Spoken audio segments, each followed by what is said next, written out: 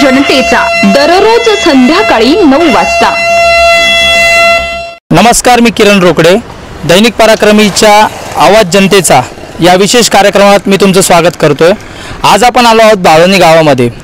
बाळवणी गावामध्ये आपण नागरिकांकडून जाणून घेणार आहोत त्यांची पसंती नेमकी कोणाला, सुजय विखे का निलेश लंके। नगर दक्षिण लोकसभा मतदारसंघामध्ये आपली पसंती कोणाला, विखे की लंके? विखे साहेब। कारण त्यांची कामं चांगली आहेत, रस्त्याचे वगैरे कामं व्यवस्थित करतात, काय अडचण नाही। आणि मोदी आपल्याला 6,000 मला स्वतःला याच्यात काय अडचण नाही। विखेंच्या कामाशी तुम्ही समाधानी आहात का? भरपूर समाधानी आहेत, काम चांगले करतात। शासनाच्या ज्या योजना आहे केंद्राच्या, त्याचा तुम्ही लाभ घेतलाय का? हा, घेतलाय ना। नगर दक्षिण लोकसभा मतदारसंघामध्ये आपली पसंती कोणाला, विखे की लंके? लंके। लंके। कारण तो कुठल्याही दुःखासुखात हजर होतो। हे मागच्या वेळेस निवडून दिलं आम्ही यांना भरघोस मताने, पण आमच्याकडे डुकून बैठे नाही, वेलेत का जगलेत। कोणी? विखे साहेबांनी। ते मोठे माणसं आहे, ते काय किरकोळांना कोण विचारणार, तसा गोरगरिबाचा नेता आहे। बरं, होणाऱ्या खासदारांकडून आपल्याला कोणती 2 कामं अपेक्षित आहे किंवा ती कामं झाली पाहिजे? कामं काय नाही, आपल्या दुःखाचं सुखात सहभागी झाला एवढीच अपेक्षा आहे। कामाचं काय, आपल्याला काय कोण घर बांधून देणार का कोण काय करून देणार आहे? आपण बसून राहायचं ना, आपला प्रपंच ते करणार। नगर दक्षिण लोकसभा मतदारसंघामध्ये आपली पसंती कोणाला, सुजय विखे का निलेश लंके? सुजय दादा विखे पाटील। कारण म्हणजे ते त्यांचं कर्तृत्व चांगलं आहे। ते शासनाच्या ज्या योजना आहेत ज्या राबवल्या होत्या केंद्र सरकारने, त्या आपल्यापर्यंत पोहोचल्यात का? हां, पोहोचले। नगर दक्षिण लोकसभा मतदारसंघामध्ये आपली पसंती कोणाला हे आपण आता जाणून घेणार आहोत। इथे एक भाजी विक्रेते आहे आपल्यासोबत। आपली पसंती कोणाला भाऊ, सुजय विखे का निलेश लंके? सुजय विखे। कारण काम करतात ते। निलेश लंकेच्या तालुक्यात कुठंच काम नाही आतापर्यंत, त्यामुळं सुजय विखे। ज्या केंद्र सरकारच्या ज्या योजना आहेत त्याचा तुम्हाला फायदा झाला किंवा त्याबद्दल तुम्हाला माहिती आहे का? केंद्र सरकारच्या योजनेचा लाभ सर्वसामान्य जनतेपर्यंत पोहोचतोय, परंतु आमदारांचे आतापर्यंत काहीच तालुक्यात कामं नाहीत आज झाल्यापर्यंत। फक्त ते कोविड सेंटरचं सांगतात, पण कोविड सेंटर हे शासकीय होतं, त्याला इथं शासकीय कर्मचारी राबत होते।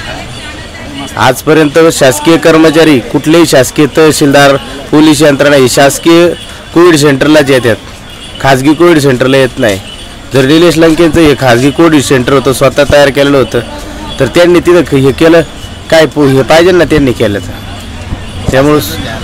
त्यामुळं सुजय विखे।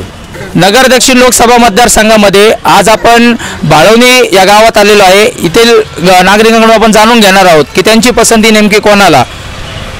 बाबा, नगर दक्षिण लोकसभाच्या निवडणुका जाहीर झाल्या, यामध्ये आपली पसंती कोणाला आहे, सुजय विखे का निलेश लंके? तर काय सांगते आम्हाला, काय लोकांचं काय सांगतात, लोक कोणाला मतदान करते कोणाला करते। तुमची पसंती कोणाला आहे? आता असं वैयक्तिक ऐन वेळेला काय तुम्हाला असं सांगून कोणाला सांगत असं, ज्याला मतदान करायचं करतात, ज्याला करायचं ज्याच्या आवडीचा उमेदवार आहे ना त्याला बरोबर करतात। असं तुम्हाला सांगत बसलं का गावात भांडणं होती ना आमची, असं काय? बरं, खासदारांनी केलेले 2 विकास कामांबद्दल सांगा तुम्ही। कामं सगळ्यांनीच केलं, कामाचं काय नाही केलं ना काम। नगर दक्षिण लोकसभा मतदारसंघामध्ये आपली पसंती कोणाला आहे, सुजय विखे का निलेश लंके? सुजय विखे। कारण का नाही, आता त्यांची कामं चालू आहे ना सध्या। बरं, जे शासनाच्या योजना आहेत शेतकऱ्यांसाठी किंवा गावातल्या लोकांसाठी, त्या आपल्यापर्यंत पोहोचल्यात का? पोहोचलेत ना। पोहोचल्यात, त्याचा लाभ तुम्ही घेता? लाभ घेतलेला आहे, पण स्वतः मी वैयक्तिक नाही घेतलेलं। नगर दक्षिण लोकसभा मतदारसंघामध्ये सुजय विखे विरुद्ध निलेश लंके अशी लढत आहे, तर यामध्ये आपली पसंती कोणाला आहे? पसंती असं आहे, लंके साहेब तालुक्यापुरते ठीक आहे, 6 तालुक्याचा विचार केला तर विखे पाटील बरे वाटतात। बाकी काय नाही, कामं बी चांगली आहे, लंके चांगले, पण विखे 6 तालुक्यासाठी बरे। बरं, ज्या केंद्र सरकारच्या ज्या योजना आहेत, ज्या ग्राम विकासासाठी किंवा जे शेतकरी बांधव आहेत त्यांच्यासाठी ज्या योजना चालू केलेल्या आहेत, त्यांचा लाभ तुम्हाला कुठे भेटला की त्याबद्दल तुम्हाला माहिती भेटली का?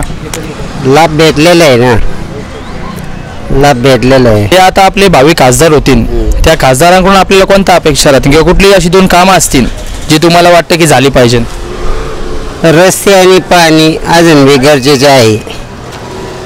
हे दोन ज्यादा थोडं झालेले रस्ते भरपूर, पण अजून थोडे रस्ते होणे गरजेचे आहे आणि पाण्याची थोडी समस्या. नगर दक्षिण लोकसभा मतदारसंघामध्ये जे दोन उमेदवार आहे सुजय विखे, निलेश लंके, यापैकी आपली पसंती कोणाला? आता आमची पसंती सुजय विखेंना आहे भाऊ. कारण आता आमच्या भागात भाऊ ते आता कंटिन्यू येतात भाऊ. आता येतात आमच्या गावाला भेटी देतात. आमच्या गावात थोडासा त्यांनी बरं निधी दिला आहे, त्याच्यामुळे आता गावाची आहे भाऊ.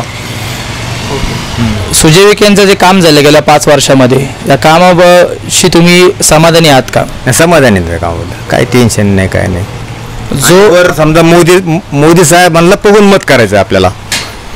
जो कोणी आपला आता भावी खासदार होईल, तर त्या खासदारांकडून अशी कोणती 2 कामं आहे, विकास कामं, जी तुम्हाला वाटतं की झाली पाहिजे? हे फक्त शेतकऱ्याच्या मालाला त्यांनी बाजार द्यावा एवढंच आपलं म्हणणं आहे. सध्या केंद्र सरकारचं काय आलं, धोरणामुळे कांद्याला बाजार नाही, याला बाजार नाही, याच्यामुळे हा प्रॉब्लेम होता ना शेतकऱ्याविषयी ना. फक्त त्यांनी शेतकऱ्या बाकी काही देऊ ना, शेतकऱ्याच्या मालाला तर बाजार द्या. पण ठीक आहे, त्याला मोदी आता मोदी काम चांगलं करतो म्हणून चला मोदी म्हणून मत आहे. सुजय विखे. कारण साहेब, कारण आमच्या भावनी जे गाव आहे त्या गावामध्ये विखेंनी कमीत कमी 15 ते 16 कोटी रुपयाचा निधी दिला आहे. काम पण चालू आहे. आणि जे आमचे सुरुवातीचे जे आमदार होते लंके साहेब, ते फक्त आश्वासन देऊन लोकांना आजपर्यंत त्यांनी फक्त नादी लावण्याचं काम केलेलं आहे. थोडक्यात प्रॉपर काम नाही आहे. आणि कसं असतं, वाढदिवस करून आणि दशकाला जाऊन राजकारण होत नसतं. समस्या, लोकांच्या मूलभूत समस्या ज्या आहेत त्याकडे लक्ष दिलं पाहिजे. तसं ते अपयशी ठरलेले आहेत. त्यामुळे आम्हाला सुजय विखेंनाच पसंती आहे आमची. सुजय विखेंचे जे मागील 5 वर्षात कामं झाली आपल्या इकडं, त्याशी तुम्ही म्हणजे ते तुम्हाला समाधानकारक वाटतात का? समाधानकारक वाटतात. जो कोणी आपला भावी खासदार होईल, त्या खासदाराकडून तुम्हाला कुठली अशी 2 कामं, विकासाची कामं, जी तुम्हाला वाटतं की झाली पाहिजे? एकतर दुसरा पहिला मुद्दा असा आहे, आज हा मराठा समाजासाठी जे आरक्षण हवं आहे त्या आरक्षणाविषयी ते बोलले पाहिजे. त्या मागणी त्याला पाठपुरावा केला पाहिजे. आणि दुसरं काम म्हणजे हे पण पाण्याचा जो पाणी प्रश्न आहे मोठा सगळा, ते मार्गी लावण्याचं काम तुम्ही करावं अशी आमची अपेक्षा आहे. बस. मी राजकीय पुढाऱ्याविषयी काहीच बोलणार नाही. मला फक्त मराठा आरक्षणाविषयी बोलायचं आहे. जो कोणी मराठ्यांच्या पाठीमागे राहील त्याच्या पाठीमागे मराठी समाज राहील. बरं, जे आपले भावी खासदार होतील कोणीही असो, त्यांच्याकडून एक नागरिक म्हणून तुम्हाला कोणत्या अपेक्षा असतील की ती कामं झाली पाहिजे? मूलभूत अपेक्षा अशी आहे की पाणी, रस्ता, या 2 मूलभूत अपेक्षा आहेत. आणि आरोग्य, ह्या त्यांच्याकडून 2 अपेक्षा आहे. कोणी होईल तो खासदार त्यांच्याकडून. नगर दक्षिण लोकसभा मतदारसंघामध्ये ज्या सार्वत्रिक निवडणुका आहेत, यामध्ये आपली पसंती कोणाला राहील? सुजय विखे का निलेश लंके? सुजय विखे. कारण ते सुशिक्षित आहात आणि गेली 4 पिढ्या पद्मश्री कैलासवासी विठ्ठल विखेपासून महाराष्ट्रामध्ये म्हणजे आशिया खंडामध्ये पहिला कारखाना त्यांनी आणलेला आहे. आणि त्यांना जनतेची सेवा करण्याची आवड आहे, त्याच्यामुळे आमची ती पसंती त्यांनाच आहे. जी मागील 5 वर्षामध्ये खासदार विखे पाटलांकडून जी काही विकास कामं झाली आहेत, त्याबद्दल आपण समाधानी आहात का? हो, 100% समाधान. आजही निवडणूक जाहीर व्हायच्या आदल्या दिवसापर्यंत आमच्या पारनेर तालुक्यामध्ये त्यांनी विकासाची भरपूर कामं आणलेली आहेत. जे कोणी भावी खासदार होतील त्या खासदारांकडून जी 2 लोकविकासाची कामं आहे जी झाली पाहिजे, अशी कोणती कामे जी तुम्हाला वाटतं ती झाली पाहिजे? आमची अपेक्षा आहे की जो हा बोगदा पाणी आम्हाला जे आमच्या तालुक्यासाठी जे पाणी आहे ते पाणी आलं पाहिजे, महत्त्वाचा मुद्दा. बाकी आम्हाला काहीच नको. पाण्याचा मुद्दा आहे. हा काळसोंदरा आहे ना, तो महत्त्वाचा मुद्दा आहे. मला वाटतं 6 किलोमीटर अंतर बोगदा आहे तो. भावी खासदारांनी तेवढं केलं तर खूप आमच्यासाठी, प्रत्येक घरामध्ये त्यांचा फोटो राहील. नगर दक्षिण लोकसभा मतदारसंघामध्ये जे कोणी भावी खासदार होतील त्या खासदारांकडून अशी कोणती 2 विकासाची कामं आहे जी असं तुम्हाला वाटतं की जी झाली पाहिजे? आता सध्याच्या परिस्थितीचा जर विचार केला तर या ठिकाणी काही भागामध्ये पाण्याची व्यवस्था आहे, काही भागामध्ये पाण्याची प्रचंड टंचाई आहे.